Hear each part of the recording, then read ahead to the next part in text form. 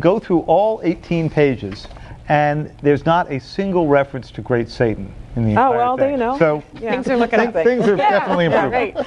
The bad news is there's not a single reference to their nuclear program either. Oh. And that was what the White House sort of went after and said, you know, interesting essay that he's written, nice op-ed, doesn't move us closer to a solution.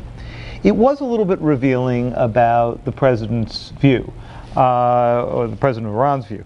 In this, Mr. Ahmadinejad said, is there no better way to interact with the world? He's asking the president this. It was very religious in tone. It described America really as a sinner. And it then went on to say, on the pretext of the existence of WMDs, this great tragedy came to engulf your people and of course, the Iraqi people. So what was he trying to do? The first was, I think he was trying to appeal to a younger base throughout the Muslim world. And this worked because by the end of the week, the Iranian president was in Indonesia, the world's most populous Muslim nation. He was celebrated by the young people of Indonesia as a great hero. So this campaign is going on the road, and it's having some appeal. So he is he's accomplishing what he set out to. But in the United Nations, you have this, what seems to be a standoff involving Russia, China, the United States, Britain, Germany, and none of them can quite get, in France, and none of them can quite get any closer to something like sanctions or a threat that will stick. They can't. I mean, the United States and the Europeans are pretty much in the same place. So the Europeans this week made the first motions toward offering some carrots to the Iranians as well. The big problem is China and Russia. And it makes you wonder why the Vice President of the United States went out a week ago and kicked Vladimir Putin in the shins about human rights issues. Nobody in the administration doubted the substance of it, but the timing was sort of interesting. So they don't get sanctions in the UN, let's say. Then what happens? I mean, from my conversations, it's you go to like-minded countries, and if they get like-minded countries or the U.S. does it themselves, do you think it'll really do any good? Will it work? The great weakness of sanctions is they only work when pretty much everybody does it.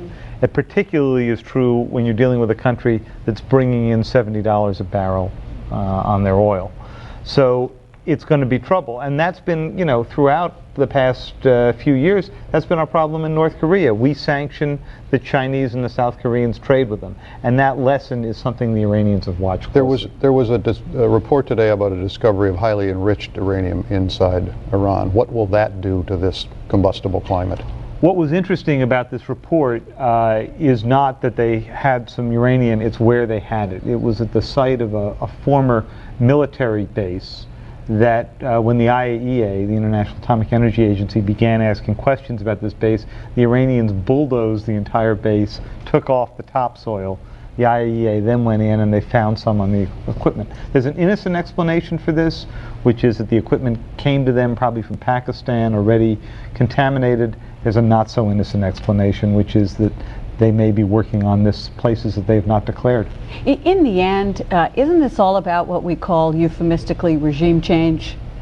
To many in the administration, this is about regime change, but they may be past the point where they can hope for that. And changing for what? I mean, is there somebody else in the pipeline they like better? Moderate? Like Capitol Hill. Right. Very similar. At the beginning, in the first term, I think they believed that there was a good chance that moderates could come in and, you know, begin to change Iran. I think now they have lost hope of that happening, certainly in President Bush's term. And their biggest concern right now is that even if moderates did come in, they may well want, for reasons of national pride, they may well want the bomb as well. Okay, well, thank you, David. Thank you, everyone.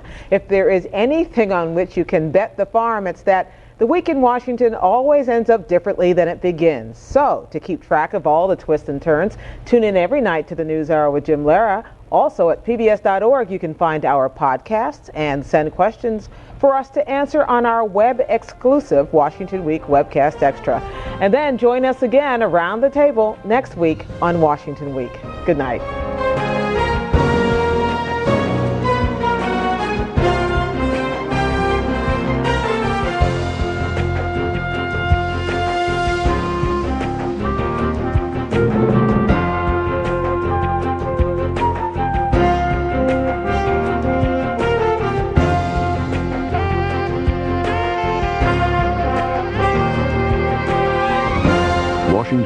produced by WETA, which is solely responsible for its content.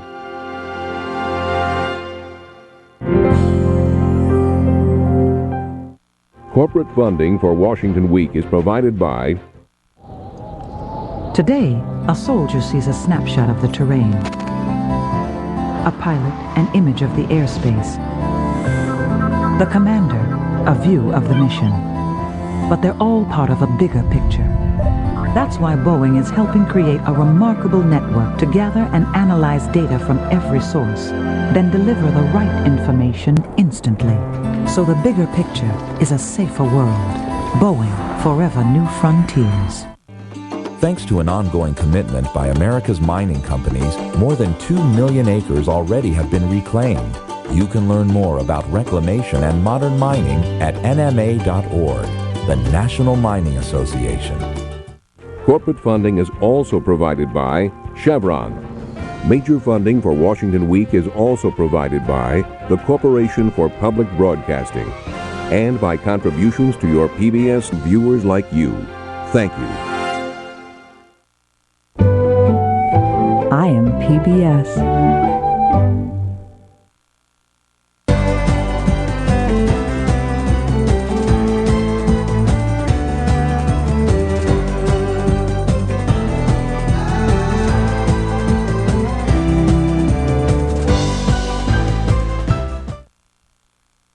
Next time on Frontline.